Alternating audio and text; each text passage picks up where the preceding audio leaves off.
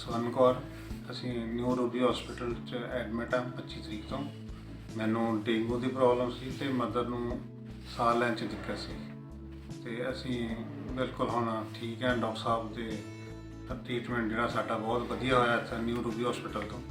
ਅਸੀਂ ਤਕਰੀਬਨ ਇੱਥੇ 20 ਸਾਲ ਤੋਂ ਇਲਾਜ ਕਰਾ ਰਹੇ ਆਪਣਾ, ਮਤਲਬ ਸਾਡਾ ਜਿਹੜਾ ਟ੍ਰੀਟਮੈਂਟ ਇੱਥੋਂ ਹੀ ਚੱਲਦਾ ਲਗਾਤਾਰ ਤੇ ਬਹੁਤ ਵਧੀਆ ਸਟਾਫ ਹੈ। ਡਾਕਟਰ ਸਾਹਿਬ ਬਹੁਤ ਅੱਛੇ ਹੈ ਸਾਰੇ ਤੇ ਸਾਡਾ ਜਿਹੜਾ ਹੁਣ ਅੱਜ ਡਿਸਚਾਰਜ ਹੋ ਗਿਆ, ਮੇਰਾ ਵੀ ਹੋ ਗਿਆ ਔਰ ਮੇਰੀ ਮਦਰ ਸਵਰਨ ਕੌਰ ਜੀ ਦਾ ਵੀ ਡਿਸਚਾਰਜ ਹੋ ਗਿਆ ਤੇ ਅਸੀਂ ਬਿਲਕੁਲ ਠੀਕ ਠਾਕ ਆਪਣੇ ਘਰ ਜਾ ਰਹੇ ਹਾਂ।